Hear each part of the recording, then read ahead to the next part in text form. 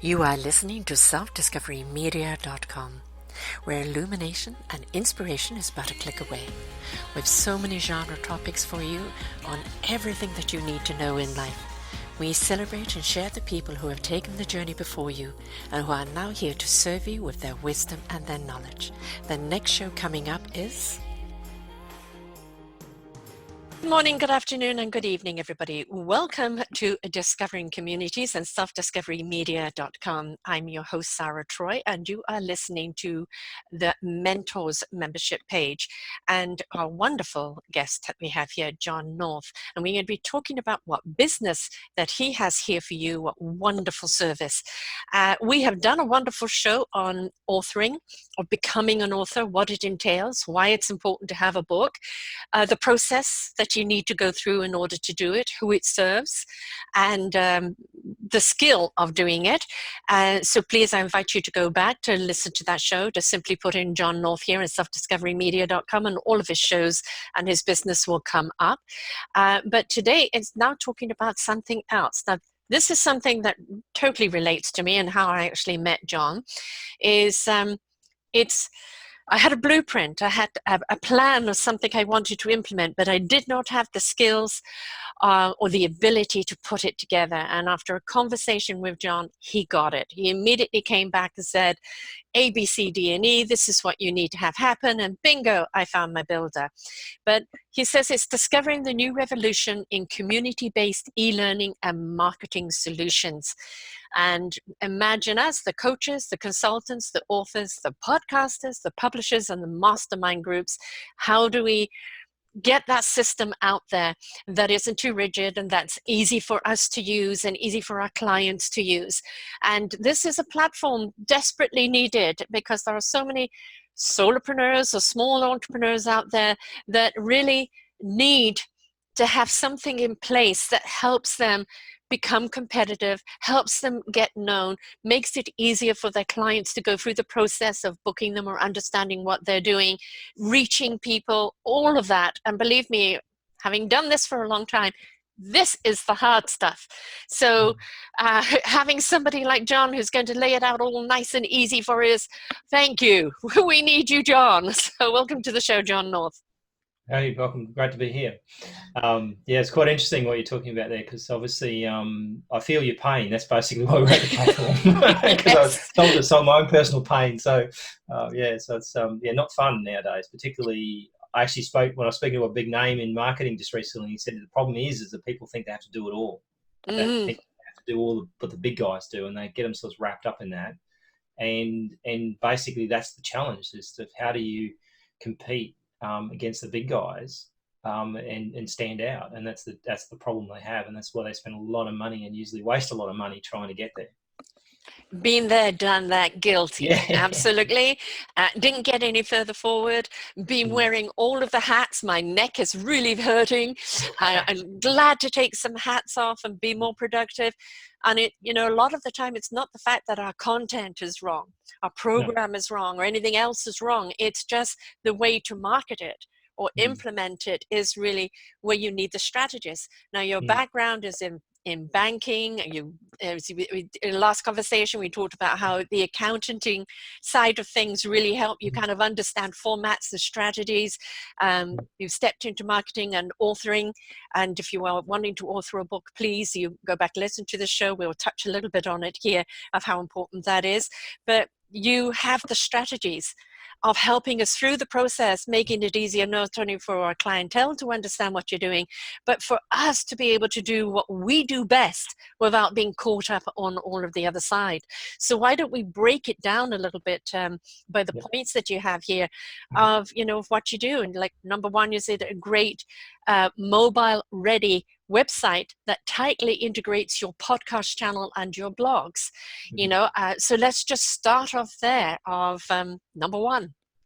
Okay, so I'll talk about a little bit about what I find the author journey or the consultant journey or even the coach's journey, right? Or all these coaches, consultants, podcasters, all those kind of things all come around a kind of process that goes through. So it's almost like I can predict what the next thing's going to be, right? So what happens, they write a book, they need to sell that book. Then they move on to scenario like I need to have a podcast or I need to have a blog, so they need to do that.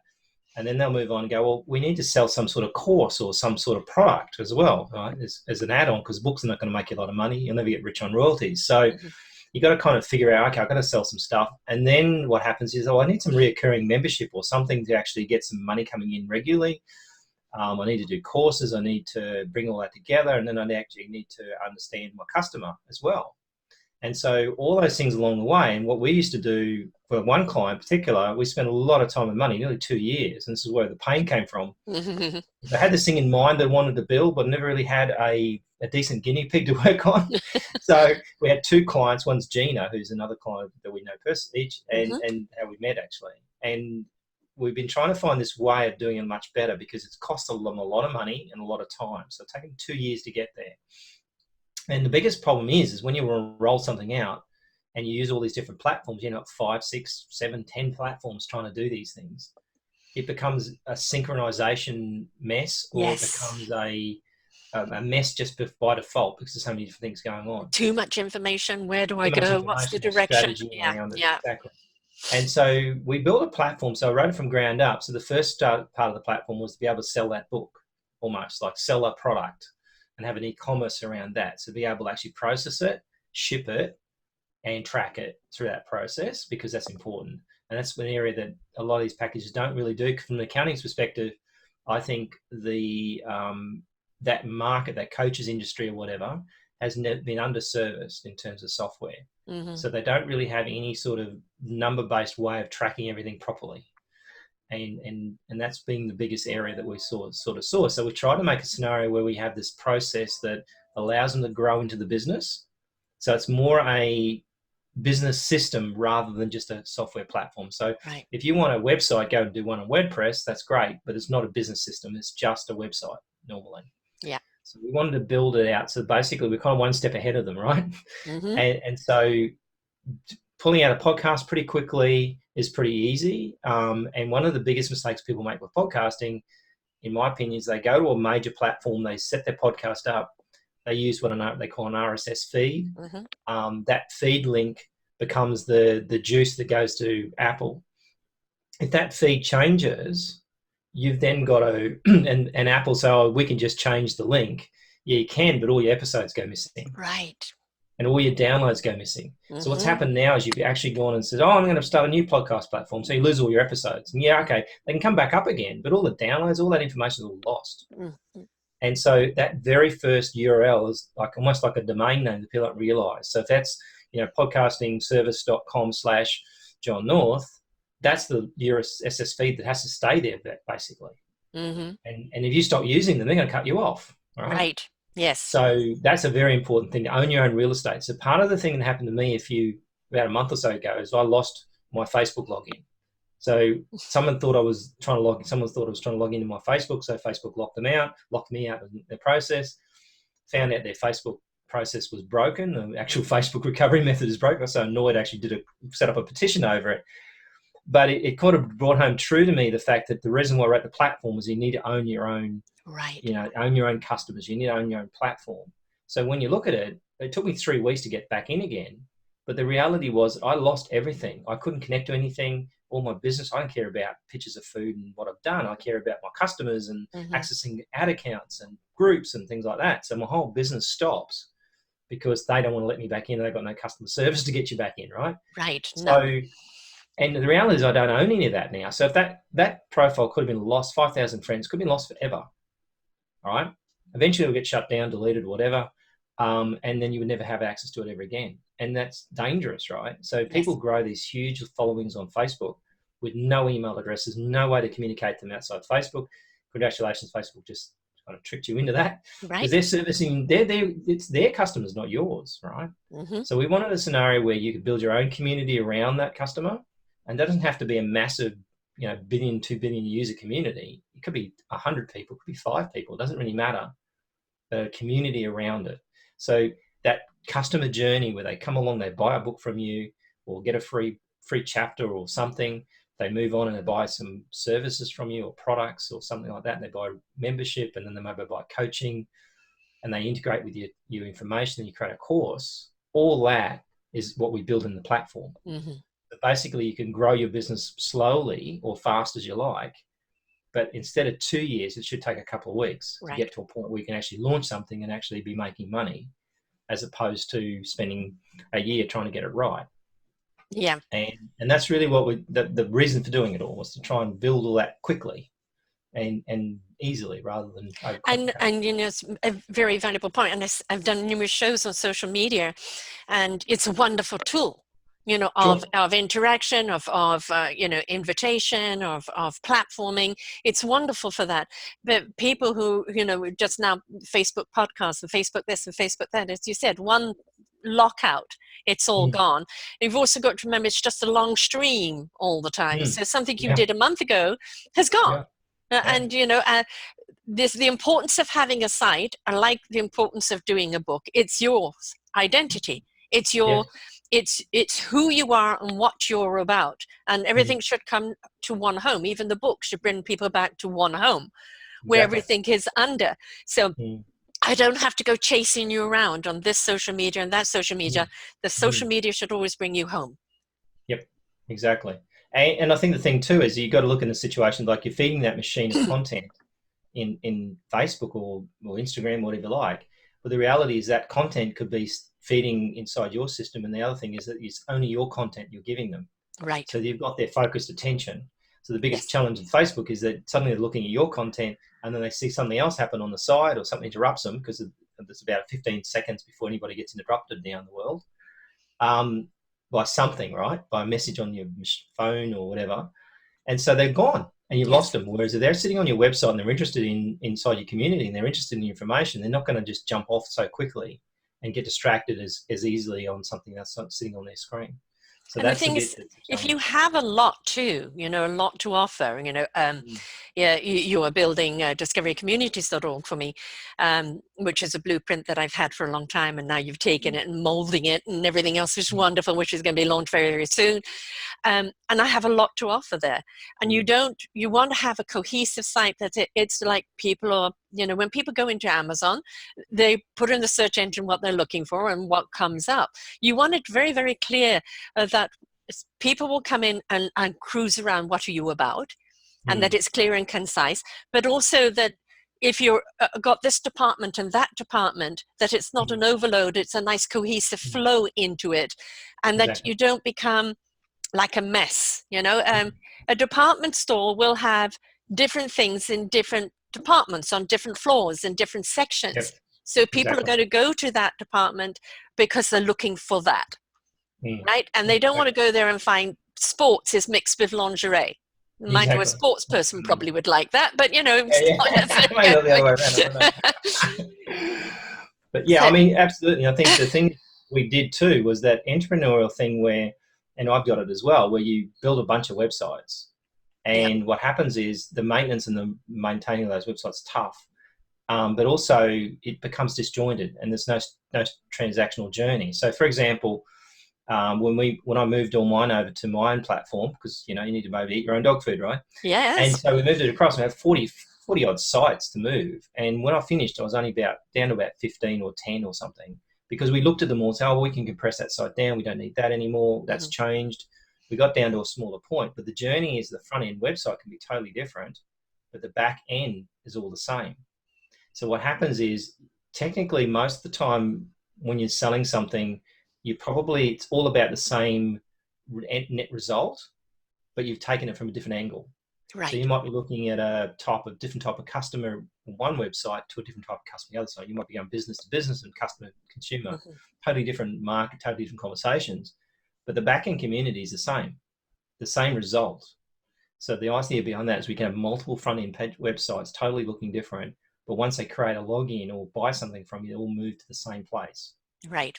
That way you've got that cohesiveness in that process, and it's all in one kind of solution rather than try to have multiple websites and mean nothing to each other. And the really cool thing is you can actually share the blogs out on selected of those sites. So you can actually almost create a whole website on a new subject, push all your existing blogs out onto it and your podcast, and suddenly the thing's full of content. Yeah. Right. Yes. As opposed to now I've got to write all these blogs about it. So you can decide what blogs and what podcasts show up. And that's a really cool way of kind of doing it. And the last thing we did recently was a quick checkout where you buy something or get something for free, and then it will upsell you, have an option to upsell you as well. So it's like when we sell a paperback book, we might upsell an audio book. That works really well. We found if we try and sell an ebook and try and sell a paperback, it doesn't work very well. Paperback people aren't ebook people. So what we found, though, we can sell an ebook and sell an audio book. We can sell a paperback and an audio book. We sell really well. So we sell a digital and a physical product. We upsell the audio book, and then we've made more money out of the sale. We can transition them through, take their money, and then have the downloads and everything, and maintain that system, so they don't lose their download links. Right. Things like that, stuff that goes wrong in the process. The frustrating bit where you go, oh, where's my download link? And they're emailing you, and they're whinging on Facebook they didn't get it or whatever. Like those things happen. That's designed to stop that from happening. So we call it like a quick checkout thing.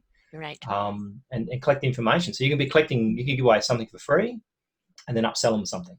So you can buy a free ebook and upsell them to a paperback. If you wanted to try that, it doesn't work, but you could try it. But you could give away a free chapter and then sell them a physical book or something, right? I mean, a lot of, like take your publishing company, for instance, is again, back to the departments, you represent a lot of different authors in a lot of different genres, a lot of different avenues. And although it can all be found in one area because you're bringing people back to that, the various other sites are ways of giving each one of them their own individual identity under that particular genre. So if, I'm into thrillers or I'm into self-help, I'm going to go to that site because that's what I'm going to find there. But the back end of it has all been operated by the same departments. One ring to rule them all, right? Yeah. Yes. So, that was kind of the way we went. So it was really designed to try and keep that thing together, because one of the things that comes out of that is information. Then you can actually see how many people you're signing up, see what you're selling, and have that whole, and be able to fulfill it as well. So all those logistical things that people don't think about when they build all these websites. Well, let's talk about email subscribers, because, there's always this conversation, people don't do email anymore. And yet others say, you need the email subscribers, they're your database, your newsletter, everything else, or whatever you're doing is going to go out to them. And then some people, oh no, all you need them is on LinkedIn or on Facebook. And there's always this cross thing. I think the email subscribers are very, very important because it's going directly into their email box. But we're also looking at people doing everything on their phone. So how beneficial are you finding that? So the funny thing about email is that people think that email is dying, but it's not. People are just getting more mature about it. So they're quicker at deleting and finding things. So what happens is, like I was talking to a big name in marketing a couple of days ago, and he said to me, I send out an email after about 30, 40 days. If they haven't opened an email, I send them and tell them I'm unsubscribing them, not sending another email. He said, I get abused over that. People email back, no, don't you take me off the list, right? And it's like they don't want to be taken off the list. So what happens is it's the psychology behind that. So if I send you an email, you're interested in it because we're talking to you about stuff, right? So it's a connection that you've had. And I think the biggest problem with the email is if you're just going to mass email people, you'll get nothing out of it. Right. If you're having a conversation with people and you're addressing what you're talking about, and you've got to think about this, Facebook won the war on social media through email. So whenever you see, what happens is you don't log into Facebook for a while, you get an email saying, hey, in fact, when I had all this trouble trying to log in, when I lost my Facebook profile, I get these emails saying, I just noticed you couldn't log in properly. Here's another code you can try. So they want to make sure that and then if someone posts something in a group or talks about it, you get an email, right? So a lot of people turn off those notifications and they rely on Facebook to tell them when they're in there. But LinkedIn, same story. They rely on email heavily to actually drive traffic back. So it's a curiosity thing. They don't tell you what someone said on the message. They say someone sent you a message, right? Someone commented about you, right? So traditionally, most of the information, they've got to go back to the media. So they know that email works the best. Like the subscription companies for TV shows in Australia now, where actually all the TV channels are starting to get to a scenario where they're actually asking you to subscribe to get access to their free content, and then wanting to charge for it later. The reality is I got an email just yesterday, one of the channels said, you haven't opened our emails lately, we're going to take you off. You still get access to the app, but we're not going to send you any emails anymore because we know you're not opening them. Right. So one of the things about email delivery is going to make sure that the people are opening your emails. So if they're not opening emails, you need to cut them off. So people get insulted when people unsubscribe. It's the best thing ever. Yeah, You want to unsubscribe. they've It costs suddenly you no woken money up ever to you. talk to someone. Yeah, yeah, yeah. Exactly. So you want to unsubscribe and you want to open. So the ISPs look at those emails and go, are you seeing a lot of emails and people not opening them? We're going to downgrade your deliverability. So eventually one of the companies I saw a couple of years ago was Digital Market. They sell 1 billion emails a year. And they have different lists and they cull stuff back constantly because they know that deliverability is important. So there's a science behind email. And I think what's happening is they've got to realize that the person opening that email needs to know that they're having a relationship with you and they're interested in it, right? And so you've got to be careful. The email works so much better when you've got that connection. So they're interested in something. So for example, we've got an author that we've written, the whole website's actually done, platform was originally done to help him. We've got a book on atrial fibrillation, right? And I have no idea what that was when I first did the book. I said, oh, is it going to sell well? He says, there's 30 million sufferers of that. And I go, wow, that's a lot. And it's quite common. And so when we started selling books, those people's antenna are up, right? So as soon as they see a book on AF, they buy it because they've got that problem. Right. And then they want to consume the information about it. So when you send them information about AF, they're going to want to consume it. Yes. So they're interested, their radar's up. So that's the trick with email. And at the end of the day, their email address and their phone number are the most important assets you can have, because there's no other way to talk to anybody, right? Yeah, and I think with the phone number, it's some people may find that intrusive if you just pick up a phone and call them. Yes. But an email, I can choose to interact with you when I'm ready, and then I can set up the phone call, right? Because in today's world, we can't always just pick up the phone and don't want to just pick up the phone and have a perfect stranger on the other end. So, but having the number, may I call you back? Yes. Right. Yeah. So using it as that secondary way to contact you. What do you think about newsletters? We tried a lot of newsletters. We found that it's funny, actually, when I still go to some websites still and they go, sign up for our free newsletter, right? And sure, everybody wants to sign up for more email, right? That's for sure. No. And so I think a newsletter is hard work. Almost what you've done there is you've gone, I'm going to put a big stack of information into this email that I don't have no idea who wants to read what. I don't really know what you want to read. And I'm going to tell you about us. I got an email from my doctor surgery, so they do a lot of emails. They do a monthly update, who's on holidays, and their emails are relevant, right? Because they tell you if your doctor's going to be away, how their practice is going, but it talks about them a lot. It hardly, sometimes they hardly talk about the patients or problems out there, right? And so I think you've got to be careful with the newsletter, is that the newsletter can't just be a bunch of things about you that they don't care about, right? So we tested a scenario where we were doing newsletters with all the different content that was coming out, like the latest podcast and the latest TV show and stuff like that was coming out. Still, we felt we wouldn't get a lot out of it. And I think part of the problem is the newsletter it's tough to pull off. And I think what happens is people don't have the time to read it anyway. Right. So they're going to, you scroll through, they just glance through and go, oh, no, not interested, tick, delete. And so I think a newsletter is hard work. Like if you can make it work in this day and age, I think you're doing well. I think it probably a lot to do with, excuse me, what business you have. Yes. If you have program events or things like this, you can be, next month you can sign up for this, or we have this program, or we have that event going on. And that, for your particular kind of business, they want to know what is happening. So, but if it's just about, we're glorious, we're this, we're that, and we're just trying to, purchase, have you purchase from us, it's just another sales pitch. So I think it has to be informationally based. That is relevant. So, and know your market, as you said, in your various departments, maybe not every department gets a newsletter, just target it to departments that that will be receptive to that. So if you look at Amazon, they're experts in that, right? What happens is you go off Amazon browsing stuff, right? You'll get a newsletter about books that you might be interested in. Right. So part of the thing we're trying to do with the platform is, long-term, the strategy is that because they're in a community in the back end, we'll be able to see what they're clicking on. So those clicks can generate the necessary emails or communications around what they're doing. So that's what Facebook does, right? They're looking for your behavior, what you're looking at. So one thing we can do.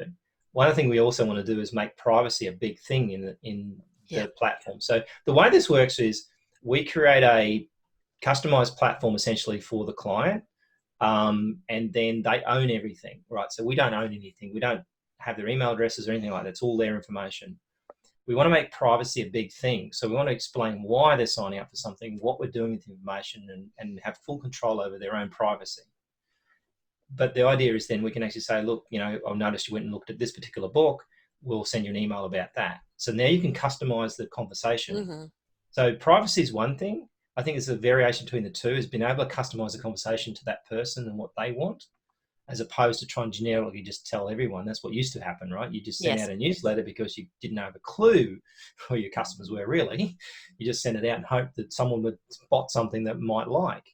But if you send out an email saying, and an AF person starts looking at the AF course, then we know they're interested in the AF course. Target marketing. Information about it. If they don't look at the AF course, we know they're not interested in the AF course. Mm-hmm. So why send them information necessarily if they've already been sent there to look at it, right? Yeah. So I think it's that kind of. But people come, in my experience, what I've seen is people come to something, they'll buy a book, but if there's a community around it, they'll stay for the community. Mm-hmm. Because the world is built off communities. I've just finished reading a book about that. And it was basically the reason why society grew to large sizes was the ability for humans to gossip. Mm-hmm. That was the whole reason, because what happens is people get together and they talk about stuff and they create myths around bigger places. So they might talk about New York being like this, and so that these cities become a personality around what people might want to go there for. Right. And so that gossiping basically built large communities and held them together. And so that's all that community is about gossiping, really. And so they will stay for the gossip, right? Mm-hmm. They'll stay for the information that they're interested in, with people who are also interested in it. And that's really the trick, to my opinion. That's what the future of marketing is. It's not about... hence the name of Discovering Communities, because that's what we're doing, through the podcast, through the books, through everything else we're doing, is discovering those communities that you listen to or you read about and you go, I'm really interested in them, because it is all about community based. We're looking for that place where we connect to, isn't it? Yeah. I want to talk to people who know or feel the same way you do. Yeah, that's common interest. There's a synergy. Don't go to somewhere where people aren't interested in you or interested in what you want to do or don't address your needs. Right? Don't go to a pub. In Australia, we call them pubs or hotels or whatever, or clubs that don't address what you want. You leave. Right. Exactly. Right? Same principle in marketing. If they don't feel like they're part of this club, then they're just going to feel alienated and they're going to leave anyway. Yeah, well, you're not going to be promoting a barbecue to a whole load of vegans. No, you're right. So know your market again, but that's we talked about that in the last show, which I do invite people to go back to, because we talked in depth about your clientele, of marketing to your clientele. Always don't try and wear all the hats and fit one size fits all. Be true to who you are and what you're offering, and you will attract the people that want you and your services. So that's very, very important in it. Will you have an algorithm at all that where, for the millennials, that where you don't do email but do texting or do something else, that it goes straight to their phone? One of the things that we've been using along the way is Facebook Messenger, for example. So when they come on the Facebook Messenger, we can actually grab their email address and talk to them there. So the millennials are bad at email. Yes. In my opinion, my son is like that. He's bad at email. He's not that much better at messaging, to be honest. But the thing is that I think the problem is that eventually we build a messaging app inside the actual solution. It's the case of getting their top of mind. Because the nice thing about Facebook Messenger is that you can actually, it becomes their messaging tool. It's a communication tool. They use it for everything. And so there are some ways of trying to get into that, which we're going to look at, some sort of way of continuing that message. And one of the things you used to be able to do was send out an RSS feed. So as soon as a post changed, you could put it through like ManyChat. But Facebook stopped that recently. They're actually changing it, so you can't do that. So the conversation in messaging is tough because of the way that Facebook uses it. So it's a tough one to get millennials. I think if you're doing a millennial kind of approach on your database in your platform, we'd have to sort of really think out how we can get those millennials to keep playing the game. Yeah, I mean, everything to them is through message and text. You know, I hardly ever Yeah, speak to my kids on the phone. It's all through text and yeah, messaging, exactly. you Yeah, know, yeah, yeah. sharing pictures and comments and things. And I think, you know, this is sometimes it does. I can't type as fast as they can. I just pick up the phone and say, to hell with it. Can we talk? Yeah, exactly. And I think the thing too is that it's a continuous conversation. So what Yeah, I found with that generation was that there's no start, middle, end of the conversation. yeah, It just stops in the middle of nowhere and starts again later. yeah. So it's not a okay, the end of conversation. Like, like most, when you talk to an older person, because what they'll do is they'll say goodbye or Yes. see you later, talk to you later, right? Yes. Millennials don't do that. They just stop. No. And you go, okay, conversation's finished now. Are they still there? You know, you No, it's gone. respond back to them and they've gone. Exactly. Yeah. So you kind of like different messaging kind of process. And I think one of the things that we're doing, one of our focuses is gamification. So that's a big thing. Another thing that Facebook really won the war on was the red buttons, and same with iPhones and normal phone, other Androids as well. Is that number that's sitting on the app and saying, oh, there's 20 unanswered messages. There's a human need to clear that button, Right. right? And part of the gamification that we're going to build into the system is build gamification into the platform and in the community. So when they share content or buy things or whatever, you can build a gamification process, get them to come back. Now, that's what millennials will work on. Millennials are great for gamification. They love achieving more points. And I think my son's got thousands of dollars worth of games on stream that's worth something on Steam and stuff like that. So they love that gamification process. So I think that's the trick to this system, is that we ultimately want to have this gamification program you set up. It could be a point system. So it could be like every time you do something, you get points, you get something off something else. It could be all sorts of statuses and stuff like that. That's what we want to build into the platform. That was the next kind of stage to what we're doing. Right. So we can actually drive that traffic back to do something. And really, it's by behavior, trying to train them the way you want them to do it, right? So you go to Apple, which I think a lot of people try to copy. You walk into the Apple store and you got to kind of find someone. You somehow find them. They show up. It's kind of bizarre. There's no counter to go to. So yeah, I know. A lot of the traditional retailers have taught you, go get your gear, go to the back of the room and pay for it. That's how it works, right? They've trained their customer. Mm-hmm. Apple have kind of gone a different way and go, well, just wander around and find a friend and they'll help you, kind of concept, right? Well, the banks are changing that way. You've got a lot of bankings that are changing that system as well, instead of the teller. I went to a bank yesterday. Yeah, I went to one of the banks yesterday and I walked in the front door and it's got this counter at the front. And then I go to her, they're constantly changing this all the time. They're always having a go. It's sort of funny. It's always kind of testing it all the time. When I worked at a bank, they used to do this, right? Mm-hmm. They take the back office away and then they put it back and all these things happen. And when I went to the bank, I said to her, I want to bank some money. And she goes, oh, yeah, you want to go in the corner over there? Around the corner, you couldn't see it, right? Properly. I was like, oh, okay. You guys shift stuff around so much no one knows what to do next, right? And there was no one in the bank. When I walked in, there was no one there. No person appeared out of nowhere to help you. It's like these guys trying to be Apple, trying to find, but they can't copy it. Right. And why? They don't have any staff, right? Yeah. And I think this is something that's really, really important for people to know in any of their business is your customer service. Yeah. Is having an ability to get back to people's inquiry or to step up, and that you should have maybe some form of ding on your own phone to let you know. I mean, I don't work off my phone, but it does tell me if people are trying to get hold of me, and I can do a quick response until I get back to my computer. But it's customer service. This is one of the reasons why retail stores are doing so badly, is because they've cut back on the amount of people they employ. So people go and order online anyway because they're not getting any service. Don't get any service. I mean, we went to buy something yesterday at a hi-fi electronics place, and we asked the girl behind the counter, and she got no clue. So I just work here, right? And it's a specialised store. And I mean, if we've probably found someone out on the floor, we might have found them. But the reality is that that's one of my biggest bugbears, actually. One of the things that we did in the system was we created a ticketing system. Mm-hmm. So one of the things that most businesses don't do, and I suggest that you do this in any business, is a ticket system. And so what it really is it's an issue system that happens. Someone's got a problem, they create a ticket, and you solve the problem. What a lot of people do is they try and solve these problems by email. or they try and solve them by just haphazardly trying to communicate somehow. We say to them, like, train your customers to say, look, you've got a problem, and we've got this got a question icon on our platforms where they can click the button and lodge a problem or a question or a solution, what they want. Mm-hmm.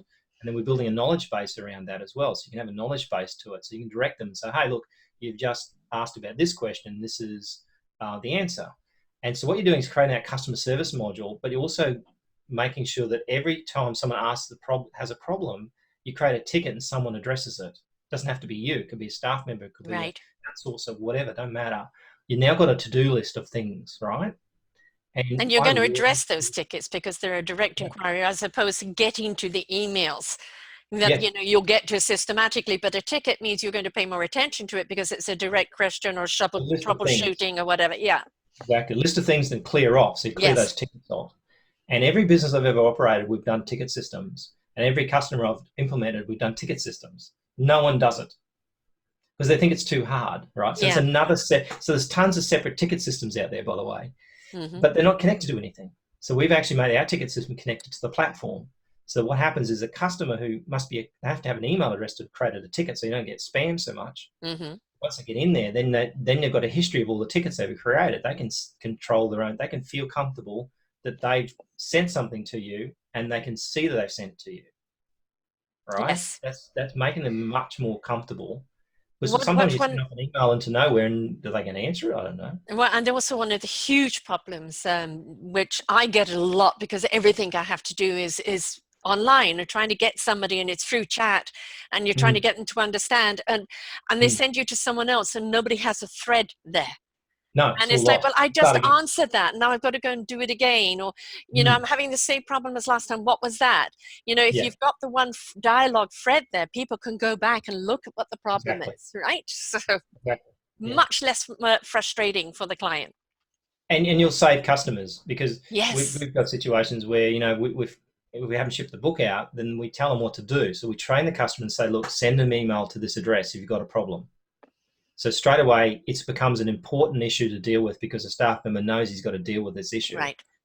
If it lands in someone's email box, you have no hope to know what's going to happen. Right. And that's and have they checked their emails today? It never works. So running from accounting software perspective, we used to have 5,000-6,000 customers that could email us. We have hundreds of tickets a day sometimes. If we didn't have that system, we would have completely been imploded. And so what a lot of people say, I'm too small to have a ticket system. You're never too small because I tell you what, your customers have got problems to deal with. You want to address them. Could be a sales problem, could be a technical problem, could be a problem they can't buy from you. But you need to know that problem so you can fix it. But more importantly, you actually could find out a problem you've got you don't know you have. Right. So your customers are testing you all the time. They're throwing things at your website. And you go, oh, that form doesn't work. Gee, I didn't know that. Thanks for telling me. I'll fix your problem, but now I've got to go and fix this major issue I didn't realize it had. And links break and things happen. And if we don't, it's like, in the washroom, please tell us when you've run out of toilet paper. Right? So it's letting people know that because sometimes it's out of your hands, and if you know that it's broken, you can go and fix it. And this, you set up these things like products and services and I do an awful lot of affiliate partnerships. So, this is a wonderful way of being able to send people to programs. And if you are doing affiliation or if you are selling something, you've got that all set up in this system as well. So it's not like, they've got to contact you and you've then got to sell it. I mean, they can ask questions and everything else, but you've automated this to make it easy. Yeah, and so the idea is that we know, like, I come back to this kind of thing. We want to build a business system for these people, not for an author, not just a website, not just a part completion. So the idea is that we already know what you want because we haven't gone out to the general market and said, look, we're going to go and build a website for plumbers. We build a website for authors, consultants, coaches, things like that, because for a coaching system, we're building a task-based coaching system where you can actually coach your clients inside the platform and send them a to-do list, right, and have them work through that list. So if it's a course, for example, where you can actually have them, that if they don't finish that module, they don't get the next module. Right. If they don't finish the task, they don't get to the next task. Things like that to actually help you service that person. And so we want to make sure that is a fully fledged business system.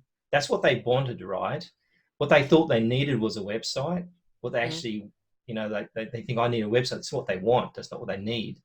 They need a business system to run their business, to see what's going on in their business, service their customers, do all those sorts of things. In my opinion, there's very little out there that does that. It's built around single purpose solutions. We want to build a holistic kind of look at this and say, okay, what's a person like that need? I know exactly what they need. We've done thousands of hours of marketing for these people. We know exactly. In fact, I know what they're going to want next week before they even know they want it. Yeah. Right? Yeah. Because we know that. Well, I mean, that's where we are in the world, isn't it? The anticipation. This is what, AI is all about. The artificial intelligence is through the algorithm of your online living, they can predict what it is you're looking for or what you need and direct you in the other thing. But as a coach, you're doing the same thing. As an author with your book and you're coaching, you're doing the same thing. You're by the integration of communication, you are getting to know your client, and to anticipate what their next step is. Well, if it's okay, now go to this module. You've completed this side, now go to the next one, fill that out, and now we can get back together to discuss it. It makes it so much easier than you having to do everything by paper or by something else that you have to fill. It also makes them commit to it because they can't get to the end, which having taught courses, it was always when I used to do it with people, I'd only give them the one page at a time because people would go to the end. And I don't want you going to the end. It's a process, right? A system. And so for many, many people that have courses that they teach, they want people systematically to go through the process because that's what it's designed for. So this is a way of keeping people in check as well, which really makes it easier for you to assess the situation at the end. Because one of the things I found, and I wrote this in the book that we wrote for this platform called The 5 Stages of Entrepreneurial Success, was that two things that happen with courses. And I got this off a guy that done like 50,000 of them. Like he was actually wrote a WordPress plugin that actually led them. They looked at all the courses, and the two reasons that people failed in courses, and failure rates like 90%, by the way, is that they overwhelmed them. So they got overwhelmed. And so what happens is module 1 comes out this week, module 2 comes out next week. By third week in, you feel like you're so far behind you can't catch up, so you stop. So overwhelm is a big thing. And then success path. Where am I going? Where am I going to go? Where's the end in sight? And so we built success paths into the actual courses as well. So you can actually apply each module to a success path. So for us, like with the 5 stages, we've got, we start with founder, we move to explorer, organizer, investor, and time master, right? So those 5 stages, we built the course around that. So we know that they're going to get into founder level, what they've got to do there. Then we're going to move them on to the next stage. What are they going to do there? There's a series of tasks they need to do in that process to go and figure stuff out. Give them a task, a goal list to go through. Yeah, I've done all these tasks. I've done this module. I then can move on to the next one at my own pace. Yes. So if it takes me a year to get there, great. Right. That's fine. It takes me 2 weeks to get there because I consume content like crazy. Fine. Choose your own journey, right? Yeah. Yeah. Choose your own adventure. Don't have to say that this one size fits all. Because what happens when you go to university or school is they take everybody and put them in a room and force them to do something for an hour, right? Yes. Great, but you've got a captured audience. They can't get out because they punish them, right? Yes. So in a traditional online system, you can't do that. So you've got to be able to have them, and then you've got to be able to say, hey, if they've fallen behind, these people have gone and done module 1, done nothing more. I need to get hold of these people and find out what's happening. Help hold their hand, don't leave them behind. All those things don't happen in a traditional course-based system. No. I've looked at it and thought, because whenever I buy a course, I've invested thousands of dollars in courses, $2,000 at a time sometimes, I make a commitment to myself, I'm going to finish that course. Now, most people don't, right? And that's the problem. So what happens? You get no benefit from it. They don't get a change. The platform owner never gets a result that they can use as a testimonial. Nothing happens. It's lost. You got made money, but that's it. Right. No exchange of energy. Therefore, that person's lost forever. And the thing is, if at each stage people are getting a benefit, I'm seeing a benefit from this. I'm going to be more interested in doing the next one. Exactly. Right? Or I'm just going to digest this one. before I go on to the next one. But as you say, you know, everybody learns at their own pace and in different ways. And some Yeah, people exactly. may have to go through that module again to really get it. Yeah. And we're not dictating to people, you've got to have it, because we, you know, This we week, you don't got to want to do it be on told Monday. what we got to have and when we got to do it. It's just, please respect my time, my lifestyle, my everything else. I'm really interested in doing this, but can you work with me? And most places don't, right? You have to work That's with them. exactly right. Yeah. And same story then, when you're sending out an email about their course they paid for or invested in, they're going to read that email, right? Yeah. So that's the difference between sending out just an email about something and be able to actually communicate and have that connection. So it could be a free course, for example, it doesn't be a paid one, but they know about it and you're keeping that thing going. So that's kind of the areas that I see, like going through this information marketing world and looking at all these authors, consultants, and these guys trying to get off the ground and helping them. It's always the same story every single time. And so I thought there's got to be a better way to do this. And so we feel that building a business system for these guys is the best way. I mean, you know, that's what you've done here, is covering so much, you know, the analytics of the reporting, the single dashboard, the business procedure system, the customer service system, the referrals and affiliates.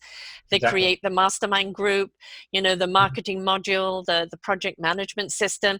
You know, this is the thing that it doesn't matter how much we want to go with the wind, which is like the way I like to go with. I'm very much go with the flow. And that's the reason why it's taken me so long to get where I am, or that 2 years my blueprint sat there.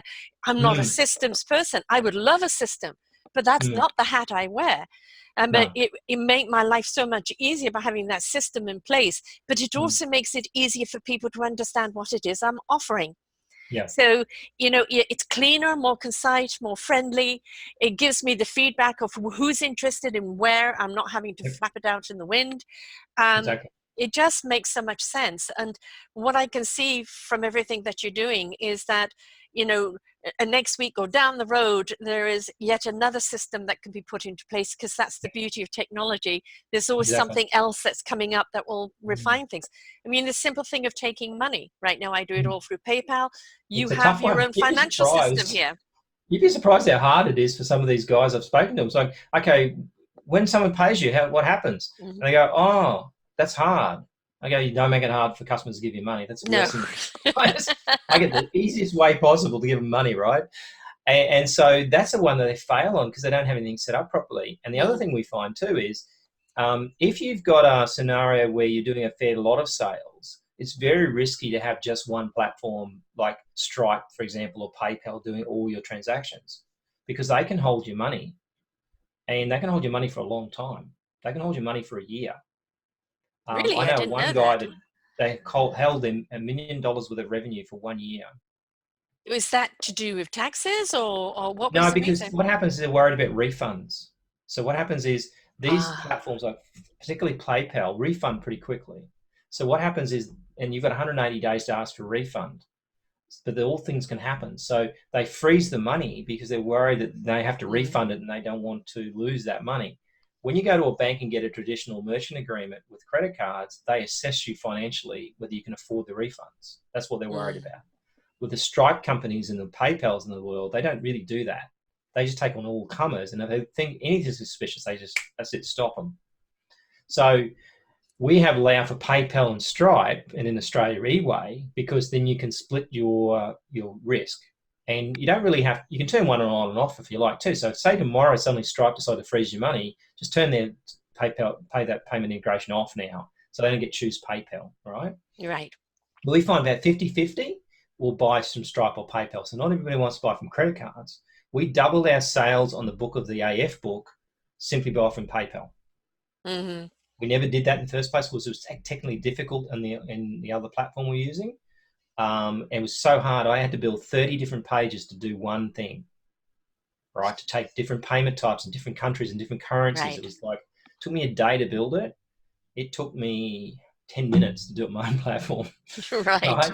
Yes. And because we can have multiple countries. So the thing is, when a checkout scenario, think about this, right? If you're going to do multiple countries, you need to make multiple currencies, because I tell you what, Australians don't like paying US dollars, right? Feel like we've been tricked because it's 30% more. Right? Yes, well, same with Canadian to American as well. Yeah. So it's Canadian to American, all those different currencies, they feel like they're being tricked, right?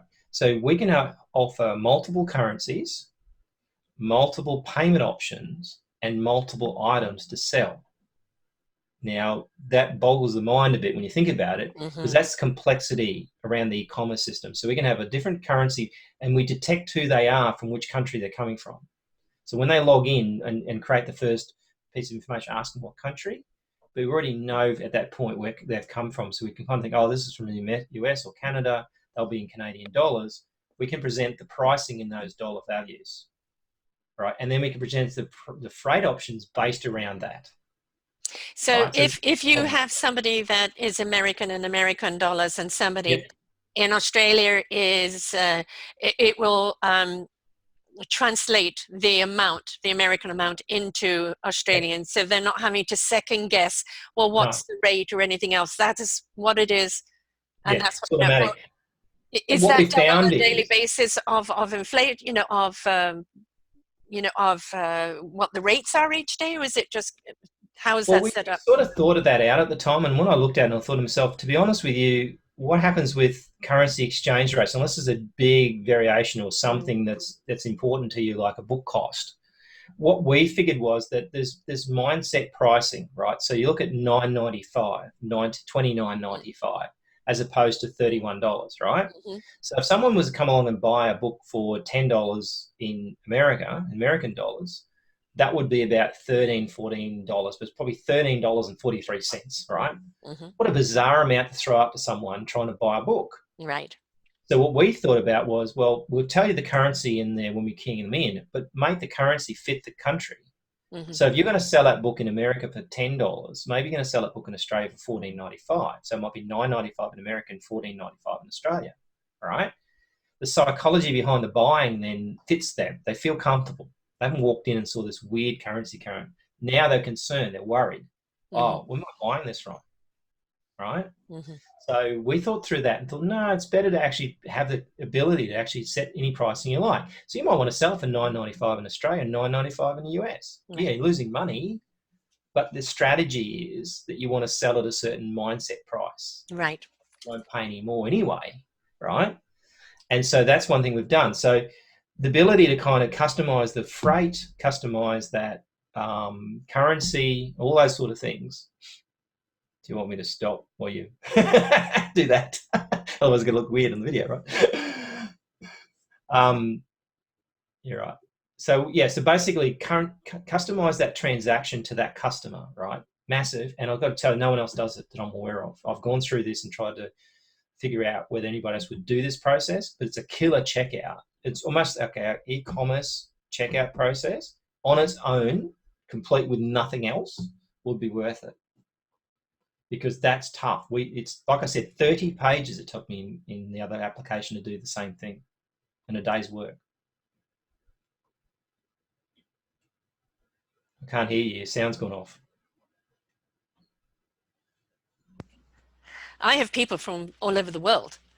And I make it one set amount in American currency, because that's generally the generic one.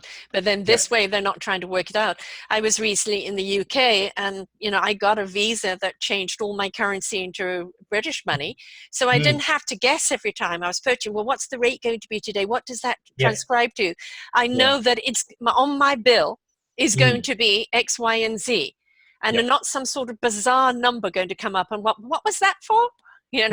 So psychologically, I paid this in American, it's come out that in Australian, and you suddenly feel like you've been done it. You're being charged what you're being charged. That's going to show up on your visa, and it's much better.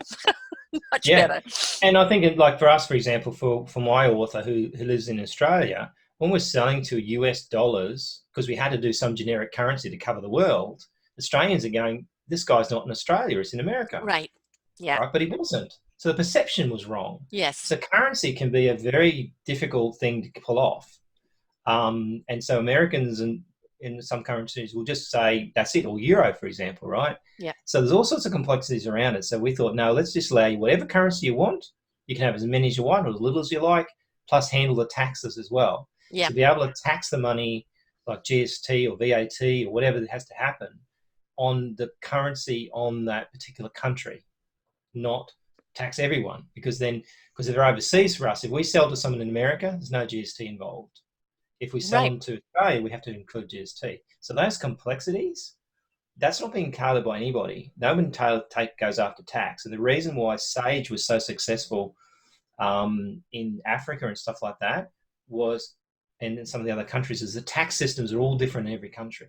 Yeah. So we were able to accommodate a different tax system in every single country with our accounting system where most couldn't do it.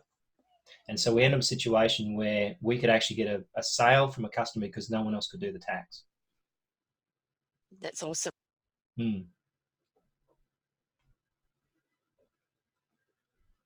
Run off. Sorry, when she's got to go, he's got to go. But you know, one of the problems we have as any entrepreneur is we've developed over the years skills and techniques through our process of life, and that's what our strength is. And we don't have these strengths in these other departments, but at the same time, we're competing against people that have all these people that have set this up, and they look more professional than we do, but our program is just as good as theirs. Yeah. Well, funny thing is, right, in a situation where I've looked at some of the big players, because I buy a lot of the marketing systems and stuff from people, right, and a lot of them offer payment plans and things like that. What I've noticed is most of them do everything manually. So in some respects, what we're doing is giving the little guy a jump up on the big guy, because the big guys are doing it manually half the time. So I've had situations where the payment didn't go through. They didn't cut me off, right? I just kept it. So because there's no connection between their payment and their service, because they're using two different systems. Right? So even these big guys in some respects have no solution. So part of the thing with the Evolvepreneur was to say helping entrepreneurs make a difference, not helping large corporates make a difference, right? And so one of these guys that written a book or to change people's lives, to have a system to do it that's not going to break the bank, but actually allow them to grow and build a proper business around their actual book or whatever they're doing, or their course, or whatever they're doing now. So build that up and have some way to sort of compete with the big guys, and then they've got something they can make a difference with. Right, and kind of really look presentable and really look legit. And then as your clientele is going through things and they realize that this is, anticipating, the next step. This is something that I don't need to kind of try and contact. Well, what about this? Or what about that? You're taking care of it. It just makes it so much more friendly for your clientele to want to do business with you. And then when they're actually taking that course, or you're working one-on-one with them, whatever the case is, they're getting the full quality of you, because you haven't got all these other hats on that you're trying to juggle at the same time. Right. Yeah. And then the focus on that person is creating content, adding to the machine that they want, rather than try to figure stuff out. So we want to make the system powerful enough for them to be able to do that, but not complicated too much so that they couldn't do it. And that is again going back to discovering communities. It was an entire platform of books, of documentaries, of tutorials, along with the podcasts, and a lot of foundations, and of course the service mentor services directory, and it was the big plan, and nothing about it was unachievable. But it was unachievable because I didn't have a system in place. You don't have a house to put it in. You've got all this furniture. It looks nice. Right. Yeah, and it's scattered all around and nothing is cohesive. And you've taken it now and you're building for me this cohesiveness that when people come in, they're not tripping over the furniture. Exactly right. Pretty much the same, yeah. And I think that's the trick, is that you've got to figure out your business. And I think and what we want to do is create a solution that will allow you to say, we were one step ahead of you, we know what's going to happen next, what do you want to do next. We can take that, we actually community develop, if you like. So as the community comes in and becomes a platform owner, they may want certain things. We build that for them, but we put it to everyone else. Everybody benefits from that custom development. We don't normally do it unless it's really needed, or they're going to, it's like a really specific thing. But, lots of things. Like we're doing shipping module at the moment to automate shipping. All those things that are designed to handle the rest of the community benefits from it. So we're going to actually make a community around the community software to try and build that out, because that's where the money is addressing people's problems. And the other thing that I read a book about Facebook recently called Zucked. And one of the things that he said in there was that Zuckerberg was very good at developing Facebook to be frictionless. So sign up is frictionless. Like when you think about it, you go to Facebook, the first, actually two questions: what's your email address and what password do you want? Right? They make it frictionless in the whole process. So we want our kind of a catch cry in the whole process when developing, and the customer experience and the platform owner's experience is try and make it as frictionless as possible, because the less friction, the more you'll get. The more smooth sailing. Yeah. So people don't feel, oh, roadblock, can't do this. Right. Exactly. Right? I mean, the whole thing is we want to serve our clientele. That is what we're doing, right? Everybody who's got a platform, everybody that's an entrepreneur, you have got something that's going to serve someone else. Exactly. And you want to do it in a way that they're going to benefit, and clearly you're going to benefit, otherwise you can't continue to do it. And so having systems in place that make it smooth sailing, that everything's managed in the background, and that you can get on doing what you do best, serving your customer, because all that other stuff has been nicely tidied and documented and T's crossed and I's dotted. It allows you to be the person that you have become in the service that you have, and just takes all those other hats that give you a neck ache off your head. Right? So I'm very excited about all the work that we're going to be doing, and doing it bit by bit, and so Self-Discovery Media will become immersed with discovering communities. And for me now, it's a two-year vision that now I can actually see the Lego parts all going together nicely and building it up. And so it's absolutely wonderful. So for people who want to do this and want to inquire more, how do they reach you? What is the first step? Probably the best step is to go to evolvepreneur.app. That's the website address. Evolvepreneur.app? Yeah, .app, A-P-P. You can also go to evolvepreneur.club, and you can kind of see we're sort of running our own platform to show what's possible. So we're kind of eating our own dog food, if you like, is one way of putting it. Because we need to understand, and I need it too. So part of the reason I wrote this was for me, for my clients. So I know exactly what people want. And so if we're not doing it ourselves, so if my platform goes down, everybody's platform goes down, right? So I want to make sure that I'm got invested in this and got skin in the game. So evolvepreneur.app will get you the information about the solution and what is possible. You can make an appointment. That's the way we start with. We have a conversation about it, find out if it's going to fit to market. We're not about mass market right now. Maybe down the track it will be, but right now it's about picking the right sort of people that are going to be able to help us move forward, and be able to develop these different platforms and different kind of things. So we're really looking for people who want to make a difference. That's really what we're looking for. We're not looking for a plumber who wants to set up a plumbing site. We're looking for somebody who's written a book and wants to impact the world, for example, or a coach or consultant that's got a message to market. That's what we want, because they'll be really use our system and they'll actually get something out of it as well. We don't want them just to build a website. If you come and say I want to build a website, that's not really exciting at all. I want to build a business for them. I want to help them grow. You're supporting the supporters. Yes. Right. And you want to be the electricity in their business, basically. Exactly. And I've had all these plugs, because I'm doing the same thing here, and it's like, but I haven't got any outlets. You're taking into exactly. And so by kind of putting it all in one, I don't need to worry about that. I can get on by supporting the people that are out there supporting us, and your authors and everything else. And that's what we want people to do. Whatever your journey has been in life that's led you to what you are being of service in, we want you to do more of that and not have to worry about the operations behind. You take care of that. So whether somebody wishes to be an author and also to have this automated site that is a statement, because we talked about in the first thing that very often a book as an entrepreneur is your calling card. It is your mission. It is your why. It is the invitation for people to come back to your site and see exactly what it is that you're offering. And so the two marry very, very well together. But whether people are into the book yet or not and just want to have a site that's really automated in a way because they're offering courses, they're offering other things, and they want all of that system, right? It makes it easier for people just to go out and be what they're meant to be without having to worry about everything. So they can get hold of you at evolvepreneur.app. and sign up there for a call. Yep. And I suggest please do have a call. And I totally agree with your clientele being in synergy with what you're doing, because that's the way you can give the best service as well. Exactly. And for anybody who's been working like I have for as long as I have, and still trying to get that step further, but just not being able to do it because the system wasn't in place. Again, this is an investment in your business, an investment in your dream and your vision, so that you can turn around and help other people in the way that you want to. Correct. Yeah.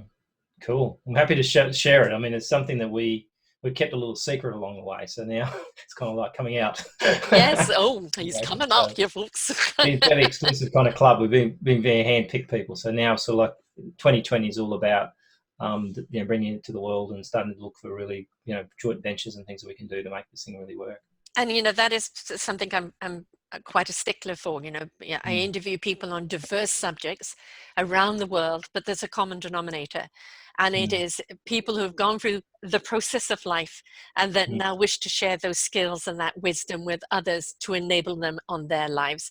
And I'm not interested in the people who want the quick gouging of people. No, we've had that, been there. And you want to really be behind the people that are behind others, because that's actually what makes the world a better place. So it's I get a kick out of it. I get a kick out of watching people succeed and like become massively successful. I mean, that's kind of why I do it. I don't do it. Money's great. Yeah. The reality is what I get a kick out of when I see someone becoming really successful and booking gigs to talk or whatever they want to do, actually get implementing what they want to do. And I think that's really what I get.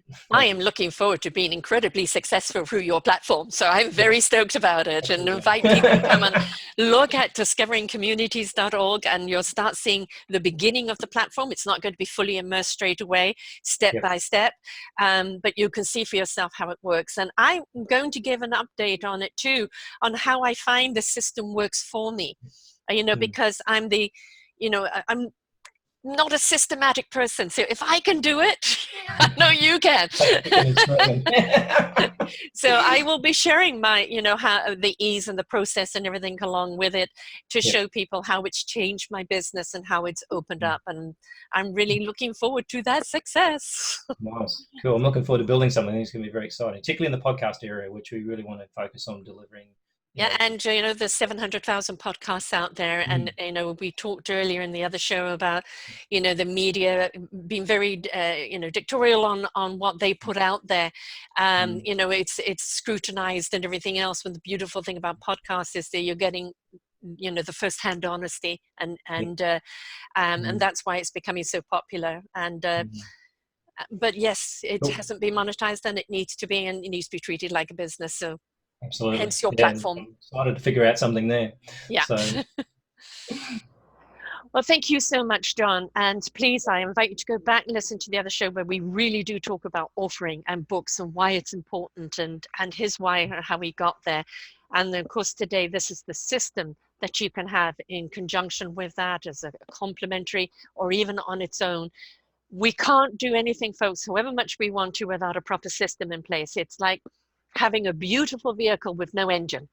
Everybody looks at the vehicle, they want to get in and drive it, but you're just a putt, and you want that engine to run smoothly and really take people where you really want them to go. So this is part of the investment. Reach out to John, have a conversation about both of them. He's very easy to talk to, and just see where it can lead you. Be open-minded, open-hearted, and you'll see the benefits of it. So it's entrepreneurial, Evolvepreneur.app, and let's give the site for the books as well. Yeah, that's the books comes up on the Evolvepreneur Club as well. There's a book that comes up there, so down the bottom you can actually see the 5 stages book. So you can grab them off both sides. Right, and he's got some free books that will help you in all of this process as well. Connect to me on LinkedIn and I'll send you a free book. There you go, folks. See, a great incentive. And those books are already going to give you some steps ahead. So 2020 is certainly going to be a fantastic year. For sure. And for many, many people that I've known for so long, that have been in development for so long, they're all poised now, ready to take flight. And a system like yours just gives them that background, that basis, that foundation in which to grow from. because without a secure foundation, you're just going to crumble. Right? Exactly. Yeah, no solid foundation in a house, you basically, your wall's going to fall over. Yeah, So, exactly. Yeah, the roof's going to cave in. So it doesn't matter how great your idea is. If the system's not in place, you're never going to be able to deliver it in the way that you want to. So get the system in place. Trust me, I know. It's hard the other way. I need the system. Okay, John. Well, 2020, fantastic year for everybody. The books and the people that you've got coming out, the system that you've got coming out, and it's in time for us to all evolve, yes, right? exactly. And allow our wings to spread because the system's in place. So thank you very much, John. And to everyone else, it's you may look at it and go, how can I do it now? The thing is, there's always a way. Yep. If you really are earnest, if you really want to do this, if you really want to get your message out there and you need a system, there is always a way. And John's the person to talk to. And most of the time, sometimes we just start off with a one-page website. Like, yes. You don't have to start off big. You can start off small and grow. And that's what we want to see. And then as you grow, it can grow. It's not all about you've got to buy this big package and forget it. You are willing to work and customize and grow with the client as they do, right? Because you want to see them succeed. Exactly. All right. Well, thank you very much, John. And to everyone else, remember, progress is there waiting for us. There is an answer to our problems. There are solutions. And all we have to do is just be willing to investigate and explore and see what we can do. So reach out to John. And I wish every single person a very happy new year. Bye for now. Thank you. Bye for now. We hope that you enjoyed the show. To find many more shows of inspiration, please go to selfdiscoverymedia.com podcasts, and you will see an array of shows to choose from. Please do visit our www.discoveringcommunities.org and see what else that we have in store for you. Do enjoy our next show.